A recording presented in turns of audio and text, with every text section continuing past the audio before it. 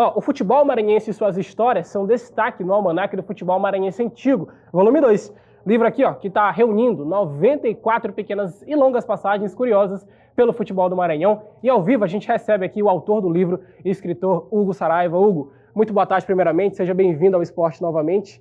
E queria agradecer a sua presença, eu sei que está corrida aí a agenda, essa questão de lançamento e tal, mas queria te agradecer e desejar mais uma vez, né? Seja bem-vindo aqui à Tela do Esporte. Obrigado, Thiago.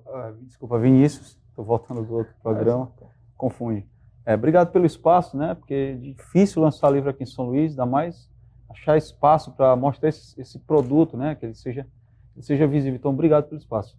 Certo. O Hugo já veio aqui, né? Eu lembro você, se você que acompanha o esporte, ele já esteve aqui na Tela do Esporte para falar sobre outro livro, né? No caso, no ano passado, e agora a gente está aqui, com o volume 2, mais de 90 histórias que contam, né, essas passagens longas, curtas e longas do futebol maranhense. Então, eu queria ver como foi o processo de pesquisa e de desenvolvimento desse livro.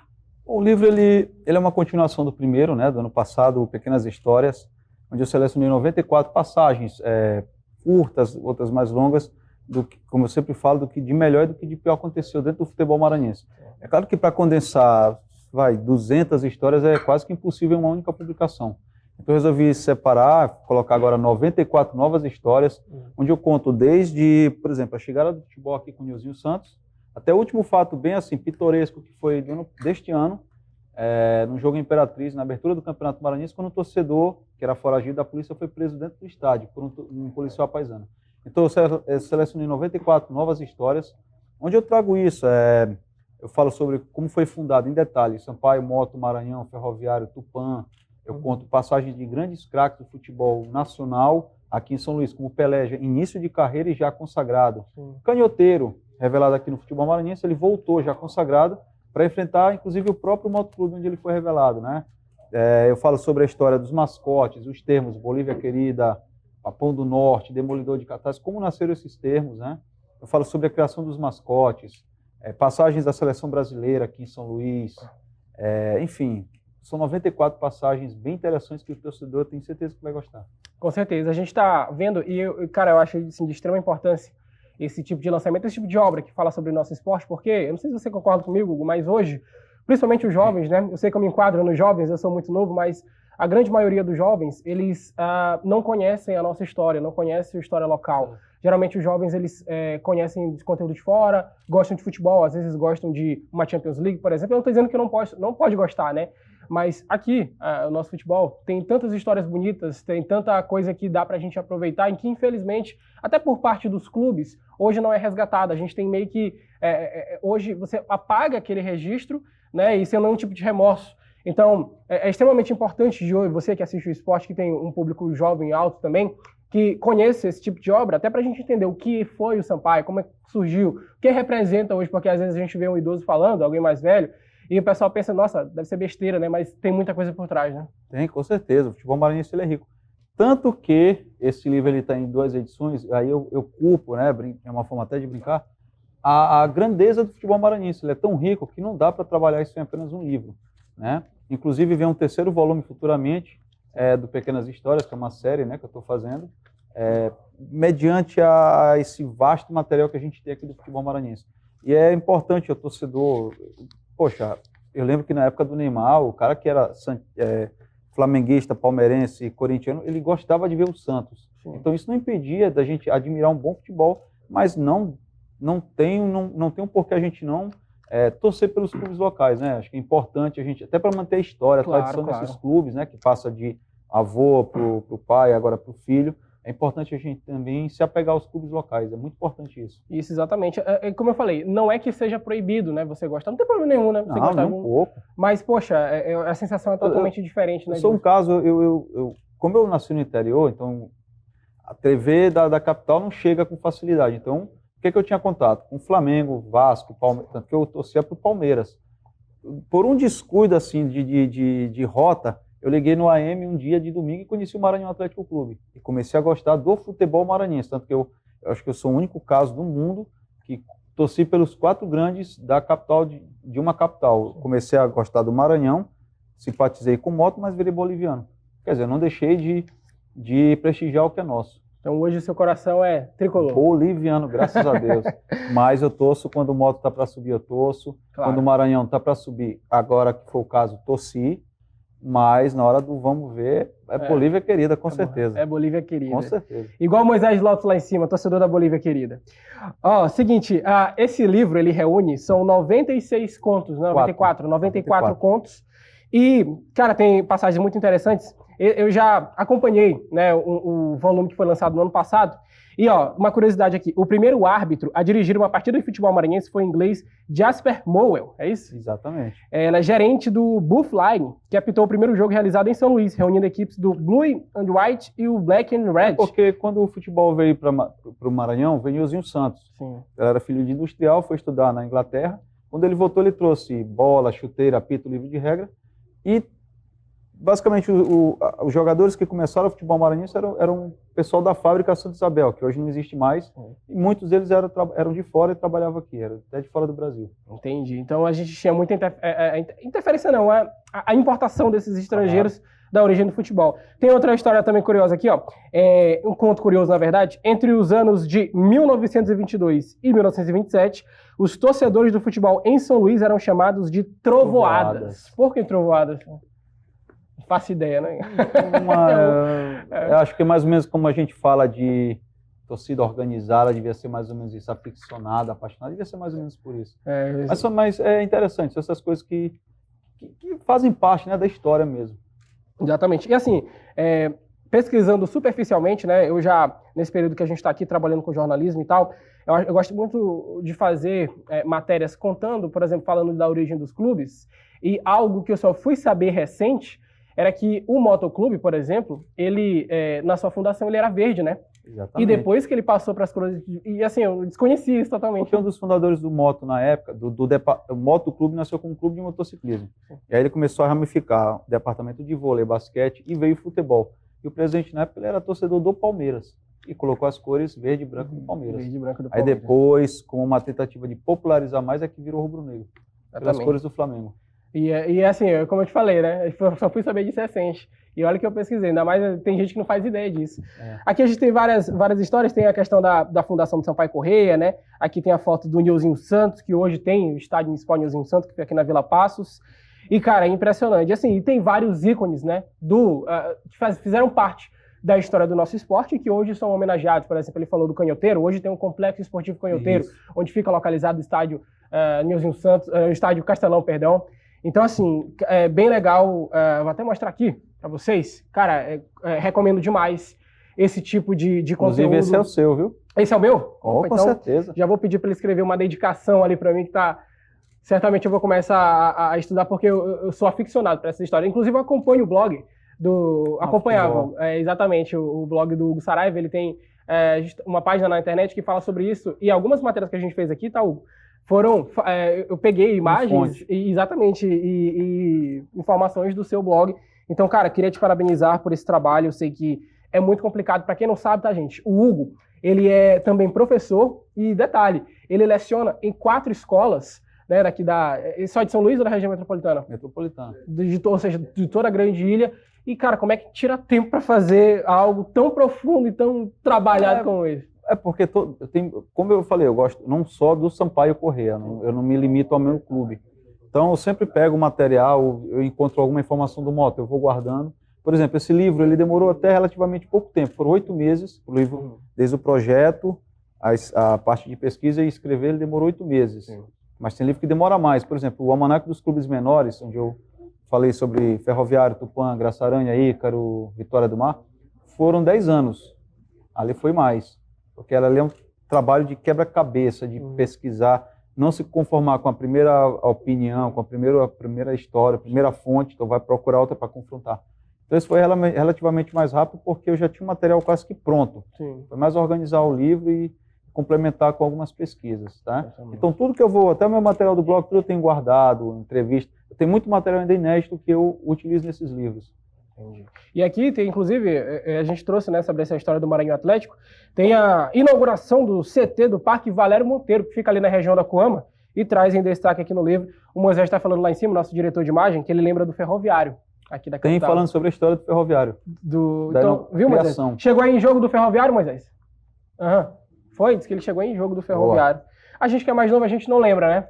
Eu, particularmente, não acredito que não cheguei a ver, mas já O estudei Ferroviário sobre. voltou depois. Ele foi até a década de 80, depois deu uma pausa, voltou até 2000. Foi 98 a 2000, foi a última passagem O último respiro do do Ferroviário no profissionalismo. E assim, aqui tem também sobre a Sociedade Esportiva Tupã, que é da Madre Deus, né? Isso, Surgiu exatamente. aqui na Madre Deus. Tinha um que era da Coab, era o Expressinho da Também está Coab, no né? livro, conto a origem do Expressinho. E agora, para vocês que muita gente vê eu falando aqui, né, diariamente sobre a questão desses times, por exemplo, tem o Ferroviário, tem o Tupã, Ferroviário não, o Expressinho tem um Tupã, e inclusive no começo da Série B do Campeonato Maranhense eu falei que eles estão jogando em outros lugares, né, ou seja, fazendo parcerias com prefeituras e tal. Como é que você vê esse processo como alguém que estuda a história? Acha que né, prejudica?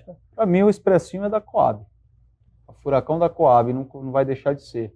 Eu conheço muitos torcedores na Coab que falam, o Expressinho é daqui, nasceu e vai morrer aqui, independente se ele estiver jogando em outra prefeitura, ele é daqui. Descaracteriza um pouco, né? Mas a gente sabe como é difícil fazer futebol profissional, se não tiver parceria, se não tiver dinheiro, é difícil. Então é uma alternativa para sobreviver, né? A gente não dá para julgar, mas no coração do torcedor, a gente sabe que a gente ainda gosta do Expressinho, por exemplo, da Coab. Claro, como ficou conhecido. Olha essa aqui, Moisés. Zebra no Maracanã, Flamengo empata em casa com o Motoclube em 1983, duelo de rubro-negros, viu? Mas o Moto ganhou do Botafogo lá dentro. Nesse mesmo ano? Tá no livro. Oh, cara, impressionante. Certamente você aprofunda aqui sobre a questão do brasileiro, né? Que a gente teve uma campanha histórica, inclusive o Maranhão Atlético foi um dos melhores colocados, né? Que foi o Maranhense que teve o recorde, se não me engano foi o Maranhão ou o Sampaio Corrêa, enfim. Mas tem muita coisa, como eu falei, né? São anos e anos de história que estão reunidas aqui dentro desse livro e um trabalho de uma pesquisa, de fontes, de pessoas que viveram de perto essas histórias que vão né, de histórias informativas a mirabolantes, mas de qualquer forma fazem parte do folclore do futebol maranhense e de fato é impressionante. E detalhe, né? Outros lançamentos estão vindo pela frente, né, Hugo? Eu ia falar isso agora. De spoiler, né, pra gente. Boa. Eu tenho ainda alguns livros ainda por publicar, mas para o próximo ano já é certeza, tanto que eu já comecei o trabalho, né? Meu próximo livro se chamará Sampaio Corrêa Grandes Conquistas, onde eu vou falar com detalhes sobre 7 títulos importantes. Brasileirinho de 72, que foi o primeiro título a nível nacional do futebol do Maranhão. Eu vou falar sobre o Pentacampeonato Maranhense, Brasileiro da Série C de 97, Copa Norte, a Conmebol, apesar de não ter sido um título, foi um título, em terceiro lugar, muito importante para o futebol maranhense, sim. A Série D de 2012 e a Copa do Nordeste de 2018. Então eu conto com detalhes, com riqueza de detalhes sobre cada título desse. Então Sampaio Corrêa Grandes Conquistas, para outubro do próximo ano, será lançado. E ainda tem uma biografia sobre o craque Hamilton, sim, que está parado, estou em fase de conclusão ainda. E futuramente vou lançar um livro em 2 edições, os 100 maiores craques do futebol maranhense. Entendi. Então, eu queria também ver com você, como eu falei, né? A gente tem hoje, e eu queria que isso fosse melhor explorado, eu falo disso por parte não só dos clubes, mas de quem administra o futebol maranhense. Eu queria que muito que tivesse um espaço, Hugo, por exemplo, aqui em São Luís, que a gente fosse, né, o torcedor fosse, e ele pudesse ver em detalhes parte dessas histórias. Tem um projeto do museu. Exatamente. Inclusive, né? Eu faço parte de um grupo que está com um projeto sobre o Museu do Futebol. Nossa, seria extremamente importante, né? Porque as pessoas iam e... Nossa, isso aqui foi... Tem um trabalho que eu ainda pretendo colocar de pé. Não sei se eu vou conseguir. Tentar levar as escolas públicas para o estádio. Porque é visível, a média de público cai a cada ano, o desinteresse cai a cada ano. Então, se a gente não renovar o torcedor, infelizmente daqui a pouco a gente não vai ter torcedor mais. Então acho que a gente precisa investir hoje para colher o fruto amanhã com essa nova geração. A gente tem que pensar de fato a longo prazo, né? Porque beleza, você é apaixonado por futebol, eu sou apaixonado por futebol, mas certo, tem outras modalidades surgindo aí, né? Tem parte do mercado invadindo e a gente pode perder aquilo que, na minha opinião, é o que a gente... um dos itens, né, que a gente mais tem valioso, que é justamente futebol. E essas histórias, né? Então, cara, eu não sabia desse projeto, parabéns aí por... ainda tento fazer isso, né? É difícil, cara, a gente sabe da resistência. Tudo relacionado ao esporte, aqui no Maranhão é bem complicado. É complicado. Futebol, então, é bem complicado. Mas, A enfim, média de público é baixa, acho que não custaria, né, uma iniciativa da própria federação, destinar 3 mil ingressos para as escolas públicas, não custaria, já tem um prejuízo mesmo. é verdade. E assim, pelo menos, não dizendo que você não vai conseguir, tá? Eu vou torcer para que consiga, mas se não conseguir, já estimula, pelo menos, esse debate, né? Claro, Para com trazer certeza. essa importância de você valorizar o esporte local, valorizar aquilo que é daqui. Pô, eu falo para vocês, né? Você que é uma criança, de repente, e não conhece parte da história, se a gente tivesse uma participação pública, privada, para a gente ter esse livro de fácil acesso, até de graça, né, para os jovens, crianças, adolescentes, para que tiver, por exemplo, a gente vai fazer um projeto desse, a gente vai tentar levar as crianças para o estádio. Já pensou se a gente distribuísse um almanaque desse para cada criança que entrasse? Né? Tipo, eu sei que é bem complicado, né? Eu falo de questão até de produção, né? Mas assim, pensa no impacto que isso teria, né? De médio a longo prazo, as pessoas buscando esse interesse para o futebol. Porque é difícil, né? Não há investimento, isso aí é uma regra. Né? Mas é assim, cada um fazendo a sua parte, né? Acho que é o mais importante a gente deixar, como foi bem dito, uma semente já. Por exemplo, eu trabalho em escolas públicas. Por regra, e é o carro-chefe da educação física, né? O famoso torneio interclasse das escolas. Todo o torneio interclasse meu é por obrigação todas as salas terem nome de clubes maranhenses.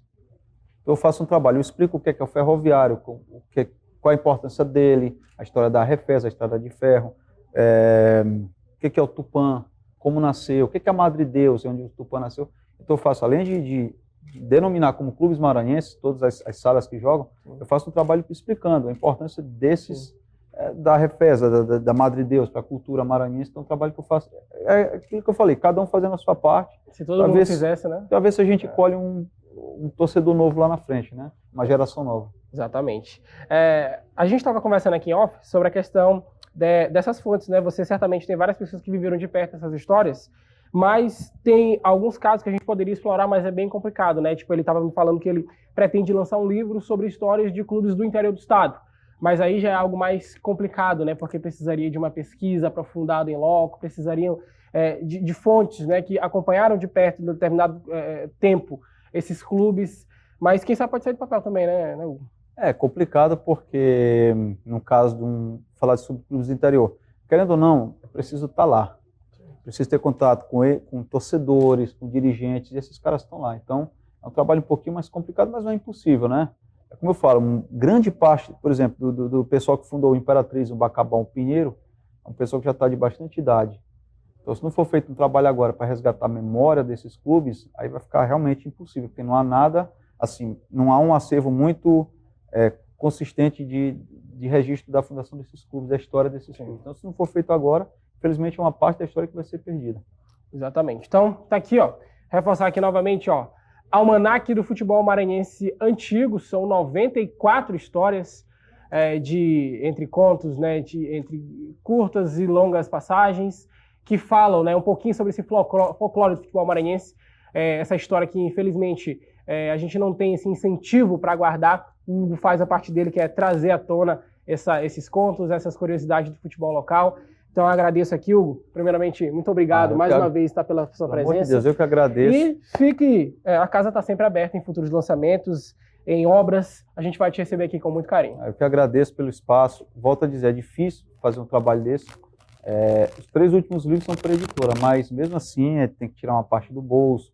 É um trabalho mesmo por querer deixar um legado. Isso aí é o mais importante para o torcedor. Então, obrigado pelo espaço. A quem interessar, posso deixar o... Pode deixar, pode ficar à vontade. Pode deixar aqui, né? A quem interessar, o livro ele está vendo a partir de hoje na livraria AMEI, Associação Maranhense dos Escritores Independentes do São Luís Shopping. Então, quem quiser, quem tiver interesse, né, quem interessar, o livro está à disposição lá, fez uma tiragem bacana. Hoje o torcedor ele pode encontrar uma tiragem um pouco maior, porque os outros esgotavam muito rápido, né? Muita venda para fora, né? Tem muito maranhense fora. Então, a quem interessar, o livro está à venda na Meia, ao preço simbólico de R$60, para adquirir um trabalho que foi feito com muito carinho, com muita dedicação, com certeza. Perfeito. Então tá aqui. A partir de hoje, esse livro já vai ser lançado, né? E você pode, claro, adquirir. E a gente agradece aqui o trabalho do Hugo, tá bom?